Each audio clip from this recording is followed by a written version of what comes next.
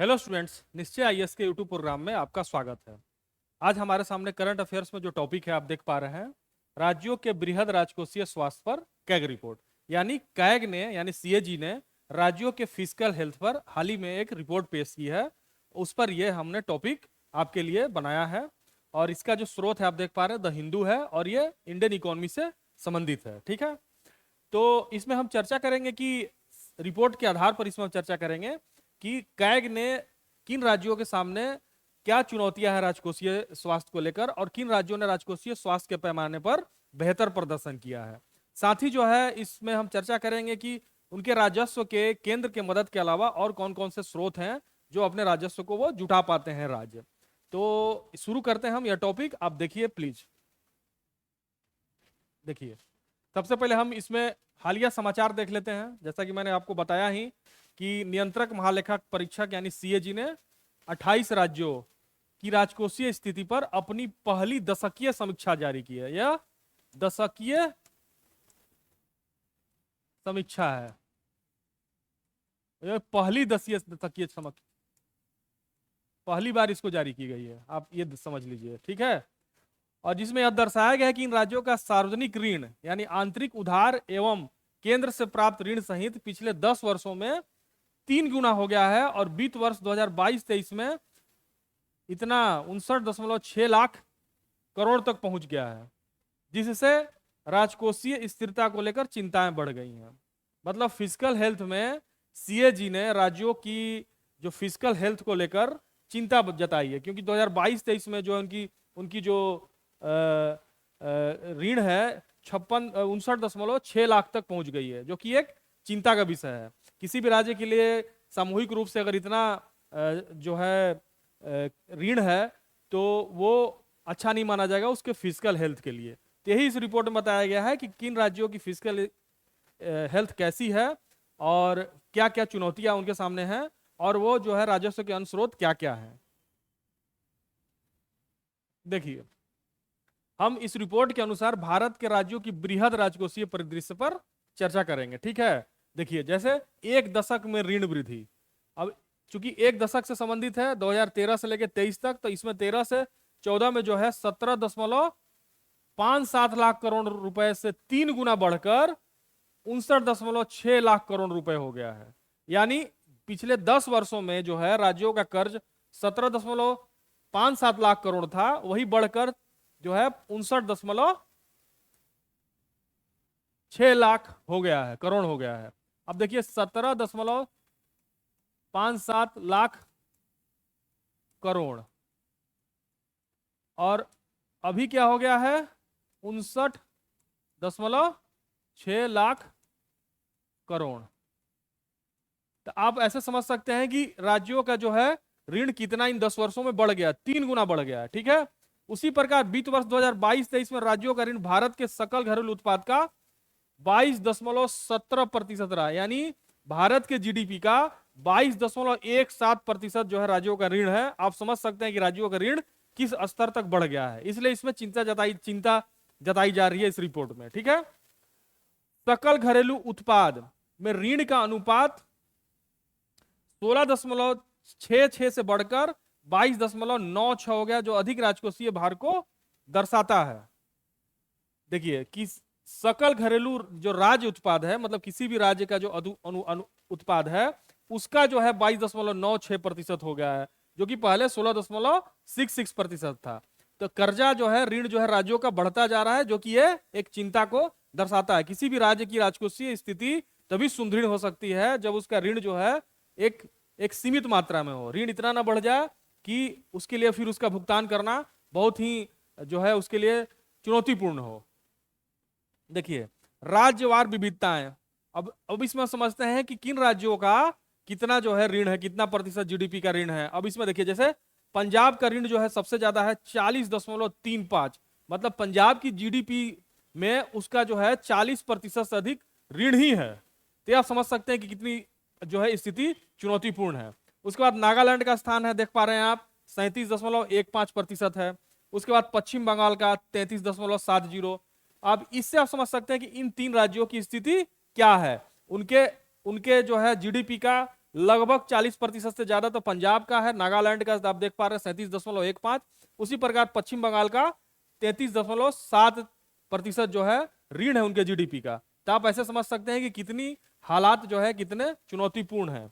जबकि ओडिशा 8.45%, महाराष्ट्र 14.64% और गुजरात 16.37% यह न्यूनतम रहा।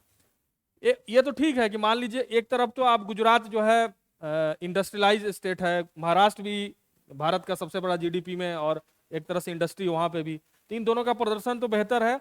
लेकिन उड़ीसा जो है अगर बेहतर प्रदर्शन कर रहा है, और उड़ीसा को माना जाता है कि वो लिस्ट डेवलप है जैसे बिहार जैसे झारखंड है, हालांकि इंडस्ट्री वहां पे भी है, लेकिन उसके बावजूद जो घरेलू जो चुनौतियां होने के बाद भी वो 8.4% ही कर्ज है उसके जीडीपी का। तो आप समझ सकते हैं कि ये राज्य कितना बेहतर प्रदर्शन कर रहा है ओडिशा इस पैमाने पर। ये सीएजी के रिपोर्ट में बात आई है, इस रिपोर्ट के हिसाब से यह है ओडिशा ने जो है कर्जा ऋण लेने में सबसे ज्यादा बेहतर प्रदर्शन किया है। ठीक है,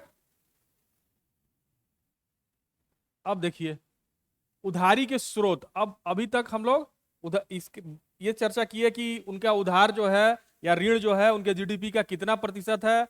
पंजाब का सबसे ज्यादा था, उसके बाद आपने देखा पश्चिम बंगाल सॉरी नागालैंड का, तीसरे में पश्चिम बंगाल का था। तो इन राज्यों ने बहुत ही खराब प्रदर्शन किया है इस पैमाने पर। वहीं जो है उड़ीसा और उड़ीसा, महाराष्ट्र और गुजरात ने अपेक्षाकृत बेहतर प्रदर्शन किया है। उड़ीसा तो बहुत ही बेहतर प्रदर्शन किया है।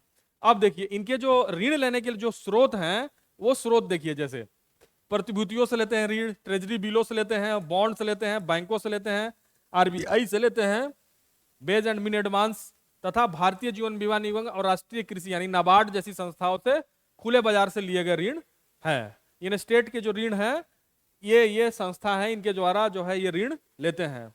ठीक है, अब देखिए ऋण बनाम राजस्व क्षमता। औसतन राज्यों का ऋण उनकी राजस्व प्राप्तियों का लगभग 150% रहा है, जो कोविड-19 के दौरान बढ़कर 191% तक पहुंच गया था। यानी कोविड जो है जो 2019 और 2020 में जो कोविड आया, उस कोविड ने भी एक चुनौतीपूर्ण व्यवस्था उत्पन्न तो की ही थी, इसमें कोई डाउट नहीं है। तो उस चुनौतीपूर्ण व्यवस्था के कारण ही जो है कई राज्यों का प्रदर्शन बहुत ही निराशाजनक हो गया, जिसमें आप देख पा रहे हैं कि उस समय 191% तक पहुंच गया था उनके ऋण बनाम राजस्व की जो क्षमता है। वहीं जो है राजस्व प्राप्ति जो है अभी 150% है। तो ये कहा जा सकता है कि पहले से स्थिति कोविड के बाद कुछ सुधरी जरूर है, लेकिन जो कोविड जो आया उससे जो है तमाम जो है अर्थव्यवस्था ठप हो गई थी, इस तरह का चीज आई ही थी, वो इतना बड़ा संकट था ही वो मानव सभ्यता पर। तो वो एक संकट के कारण भी कहीं ना कहीं भारतीय अर्थव्यवस्था को चोट पहुंची, जिस वजह से जो है इनका ऋण बढ़ता गया। ठीक है, उसी तरह स्वर्णिम नियम का उल्लंघन। अब इसका जो स्वर्णिम नियम है वो समझ लेते हैं कि क्या नियम है ऋण लेने का। देखिए राजकोषीय नीति के स्वर्णिम नियम के अनुसार सरकारों को चालू व्यय के लिए नहीं बल्कि केवल पूंजी निवेश के लिए उधार लेना चाहिए। मतलब जो कैपिटल इन्वेस्टमेंट जो राज्य कर रही है उसके लिए उधार ले सकते हैं, खर्चे के लिए नहीं ले सकते हैं। तो यहाँ खर्चे के लिए ऋण ली जा रही है, जिस वजह से जो है इनका जो है ऋण का जो है प्रतिशत बढ़ता जा रहा है जीडीपी के अनुपात में। अगर जो है पूंजी में अगर ये निवेश करेंगे तो कहीं ना कहीं उससे भी इनकम होगा, कैपिटल से कैपिटल गेन होगा। लेकिन ये क्या कर रहे हैं, खर्चे के लिए ले रहे हैं, जिससे इनका और भी जो है संकट बढ़ता जा रहा है। हालांकि कम से कम 11 राज्यों ने पूंजी निवेश के बजाय दैनिक व्यय को पूरा करने के लिए उधार लिया था। आंध्र प्रदेश और पंजाब ने 25% से भी कम उधार पूंजीगत परियोजनाओं में लगाया है। अब देखिए कि आंध्र प्रदेश और पंजाब का प्रदर्शन जो है वो जो है और खराब है। उन्होंने 25% से भी कम जो है उधार कैपिटल गेन में लगाया, कैपिटल जो पूंजीगत जो इन्वेस्टमेंट होता है उसमें लगाया है। इस तरह से आप समझ सकते हैं कि राज्यों का प्रदर्शन इस पैमाने पर कितना खराब है। अब देखिए असमान राजस्व स्रोत। अब इसमें जैसे अभी आया कि पंजाब जो है बहुत ही खराब प्रदर्शन कर रहा है, उसके जीडीपी का 40% जो है कर्ज है। तो अब ये हम समझते हैं कि राजस्व के स्रोत भाई कमाने राज्य खर्च कर रहा है तो कहीं ना कहीं से आय भी अर्जित कर रहा होगा।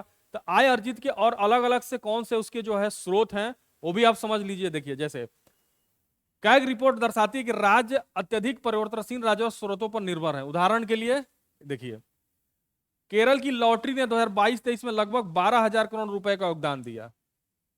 लॉटरी से केरला 12,000 करोड़ रुपया कमाया केवल एक साल में। ओडिशा की खनन रॉयल्टी उसकी गैर कर आय पर 90% थी, यानी खनन रॉयल्टी भी उड़ीसा प्राप्त कर रहा है, जिस वजह से उसके कर्ज का जो प्रतिशत है वो कम हो रहा है। तेलंगाना की भूमि बिक्री के माध्यम से लगभग 9800 करोड़ रुपए जुटा है। ठीक है, उसी प्रकार ऐसे राजस्व अस्थिर होते हैं। अब जो भी ये राजस्व जुटा रहे हैं ये तीन राज्य, आप समझ सकते हैं कि ऐसे राजस्व अस्थिर होते हैं। कैसे? देखिए, लॉटरी जो है बिक्री पर निर्भर करती है। भाई लॉटरी जितना बिकेगी उतना आपका आय होगा। अब मान लीजिए कि 2022-23 में केरला में जो है लॉटरी अच्छी बिक्री हुई होगी लॉटरी की, तो बिक्री होने के कारण जो है वहां पर जो है उसको ज्यादा आय हो गया होगा। लेकिन कोई जरूरी नहीं कि हर वर्ष जो है लॉटरी की अच्छी बिक्री हो, तो ये जो है अस्थिर आय है, लेकिन कमाया है उसने। उसी प्रकार रॉयल्टी जो है वैश्विक वस्तुओं की कीमतों पर निर्भर करती है, और भूमि को बार बार नहीं बेचा जा सकता। जैसे भूमि को बेचकर तेलंगाना ने 9800 करोड़ रुपए जुटाए, या उड़ीसा ने जो रॉयल्टी से कमाया, तो ये भी जो है अस्थिर है। जैसे रॉयल्टी को बता रहा है कि वैश्विक वस्तुओं की कीमतों पर ये निर्भर करता है।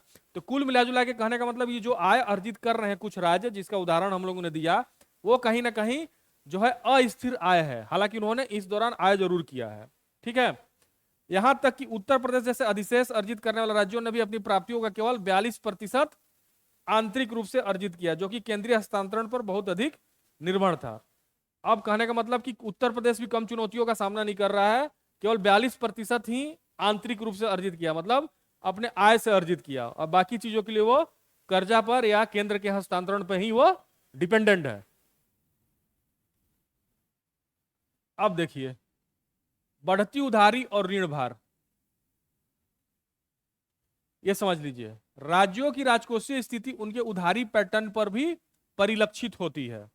ठीक है, आंध्र प्रदेश ने 2022-23 तक अपनी उधारी को तिगुना बढ़ाकर 1.16 लाख करोड़ रुपए कर दिया, और ऋण जीएसडीपी 35% तक पहुंचा दिया। मतलब ये कहना चाह रहा है, इससे आप समझिए कि 2022-23 में जो है आंध्र प्रदेश ने 1.86 लाख करोड़ जो है ऋण लिया, और वो ऋण इतना बढ़ गया कि 35% उसके जीडीपी का हो गया। ये आप समझ सकते हैं। और अभी हम लोगों ने बताया कि पंजाब जो है 40% अधिक उसके जीडीपी का केवल कर्जा ही है। अब ये भी बहुत पीछे नहीं है कि आंध्र प्रदेश, ये भी 35% तक पहुंच गया है। बिहार ने अपनी उधारी को दोगुना कर दिया, जिससे ऋण जीएसडीपी के लगभग 39% तक पहुंच गया। ठीक है, महामारी के बाद उधारी पर अंकुश लगाने के बावजूद केरल का ऋण भार जीएसडीपी के 37% के उच्च स्तर पर बना रहा। अब ये सब भी राज्य जो है इनका भी बहुत ही खराब प्रदर्शन है। ठीक है, पंजाब ने राजकोषीय तनाव जारी रहा, उसकी देनदारियां जीएसडीपी के 45% तक पहुंच गई। आप समझिए कि कितना निराशाजनक प्रदर्शन कर रहे हैं राज्य ऋण को लेकर। तो ये जब ऋण उनका ज्यादा बढ़ेगा तो जाहिर सी बात है कि और भी चुनौतियां होंगी, वो कल्याणकारी कार्य में खर्च नहीं कर पाएंगे। जैसा कि भारत जो है पब्लिक वेलफेयर स्टेट है, तो पब्लिक वेलफेयर स्टेट को राज्य बहुत सारे चीजों को लागू करने के लिए राज्य भी अपने अर्जित आय से खर्च करते हैं। तो जब उनके लिए उनका कर्ज ही ज्यादा है, तो वो तो कर्ज का भुगतान ब्याज ही करते करते वो थक जाएंगे। कैसे जो है लोग कल्याणकारी राज्य में वो जो कल्याणकारी कार्य किया जाता है वो अपने कार्यों को संपन्न करेंगे। तो कहीं ना कहीं एक चुनौती बहुत बढ़ने वाली है इस तरह की इस रिपोर्ट से जो चीजें सामने निकल कर आई है। तो ठीक है, इसके विपरीत ओडिशा ने उधारी कम कर दी, जिसने ऋण जीएसपी 15% तक कम हो गया, जो भारत में सबसे कम है। यानी जो उड़ीसा का जो प्रदर्शन है, ओडिशा का जो प्रदर्शन है वो जो है सबसे बेहतर है ऋण के मामले में, ऋण उधारी के मामले में जो है ओडिशा ने सारे राज्यों से बेहतर प्रदर्शन किया है। अब इसमें उसके स्टेट के मशीनरी का उसमें योगदान हो सकता है कि स्टेट मशीनरी वहां पे बहुत अच्छा काम की। हालांकि उसमें यह भी आया है कि उसको जो है खनन रॉयल्टी बहुत ज्यादा प्राप्त हुआ, लेकिन ये खनन रॉयल्टी जैसा कि अस्थिर आय है, कोई जरूरी नहीं है कि उसको लगातार इससे आय होता रहे, लेकिन इसके बावजूद भी और भी चीजें चुनौतीपूर्ण होगी जिसको वहां के स्टेट मशीनरी ने उसका सामना किया। तो राज्यों को इससे जरूर ये सीखना चाहिए अन्य राज्यों को कि ओडिशा किस तरीके से अपने उधारी को मैनेज कर रहा है, कैसे ऋण को जो मैनेज कर रहा है, ताकि उसका जो है हम लोग का जो है बढ़ता जा रहा है जीडीपी में उधारी का जो भारांश है उसका जो है कंट्रोल है भारांश, ये कैसे है, ये राज्यों को जरूर उससे सीखना चाहिए। देखिए प्रभाव अब इसका देख लीजिए, जैसा कि मैंने बताया कि किस तरह के प्रभाव उत्पन्न होंगे। देखिए, अस्थिर ऋण पर निर्भरता राज्यों की दीर्घकालिक कल्याणकारी योजना बनाने की क्षमता को सीमित करती है। अब मान लीजिए कि जैसे उड़ीसा है अस्थिर आय पर, या केरला है अस्थिर आय पर, अगर वो डिपेंडेंट हो जाएगी हम लॉटरी से ही हम कमा रहे हैं और उसके जो पैसा को है हम जो है योजनाओं पर खर्च करेंगे, तो कोई जरूरी नहीं है कि जब 2022-23 में जो जिस तरीके से वो कमाया लॉटरी से आगे भी उसी तरह से कमाता रहेगा। तो जो अस्थिर आय है उसको गारंटेड माना ही नहीं जा सकता है। गारंटेड आय के लिए उनको और भी अपने स्रोतों को बढ़ाना पड़ेगा, और भी स्रोतों को कई विकल्प पर ध्यान देना पड़ेगा। ठीक है, अब देखिए, बढ़ती उधारी विशेष रूप से गरीब और छोटे राज्यों में ऋण भार के लिए जोखिम को बढ़ाती है। जोखिम और बढ़ जाएगी अगर कोई राज्य गरीब है, जैसे बिहार है, अगर उसका ऋण जीएसडीपी बढ़ रहा है तो उसका जो है और जो है उसके लिए एक चुनौतीपूर्ण स्थिति होगी, ये प्रभाव इसका बहुत ही नकारात्मक होगा। ठीक है, ऊर्ध्वाधर राजकोषीय असंतुलन यानी वर्टिकल फिजिकल इंबैलेंस केंद्र पर निर्भरता को बनाए रखता है, जिससे वित्तीय स्वायत्तता कमजोर होती है।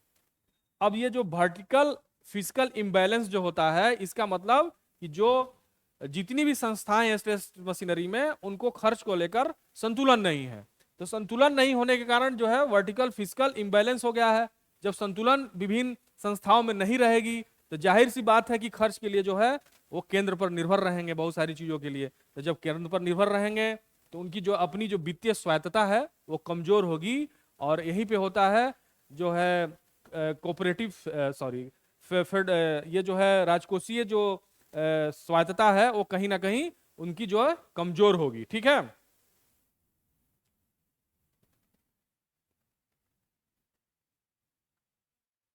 अब देखिए, अब इसका निष्कर्ष को हम लोग समझ सकते हैं। देख लीजिए, कैग की दशकीय समीक्षा राज्यों के बृहद राजकोषीय स्वास्थ्य को जटिलता को रेखांकित करती है। जैसा कि मैंने बताया कि ये एक जटिल स्थिति को बता रहा है। उड़ीसा जैसे कुछ राज्य विवेकपूर्ण राजकोषीय प्रवर्धन का प्रदर्शन करते हैं, वहीं पंजाब केरल जैसे अन्य राज्य ऋण जाल और अस्थिर राजस्व के प्रति संवेदनशील बने हुए हैं। उड़ीसा जरूर कुछ बेहतर प्रदर्शन किया है, लेकिन बाकी सारे राज्यों का इस पैमाने पर खराब प्रदर्शन है। खराब प्रदर्शन होने से कारण क्या है कि उनकी केंद्र पर डिपेंडेंसी और बढ़ेगी। केंद्र पर डिपेंडेंसी बढ़ेगी तो उनकी अपनी जो स्वतंत्रता है, स्वायत्तता है, वो कहीं ना कहीं बाधित होगी। ठीक है, तो फिर जो है कोऑपरेटिव फेडरलिज्म जो कहा जाता है उस पर कहीं ना कहीं चोट भी पहुंचेगा। ठीक है, विश्लेषण से पता चलता है कि भारत के राज्यों की नियमित सब्सिडी की तुलना में पूंजीगत व्यय को प्राथमिकता देनी चाहिए, राजस्व स्रोतों में विविधता लानी चाहिए और राजकोषीय पारदर्शिता को मजबूत करनी चाहिए। इनके पास तीन रास्ते हैं। भारत के राज्यों को नियमित सब्सिडी पर ही डिपेंडेंट नहीं रहना चाहिए, उसके अलावा इनको जो है पूंजीगत व्यय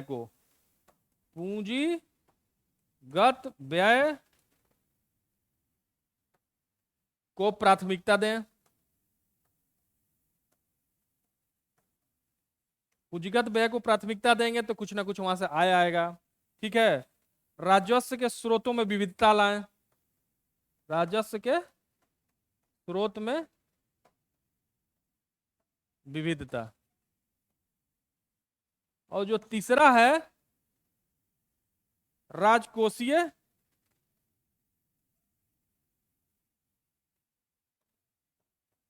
पारदर्शिता।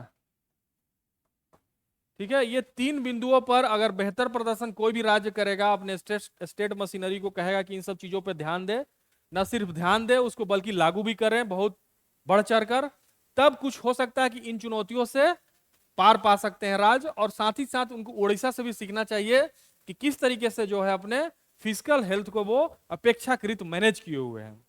आशा है आपको ये टॉपिक अच्छे से समझ में आई होगी। मिलते हैं हम लोग नेक्स्ट टॉपिक में, तब तक के लिए थैंक यू सो मच।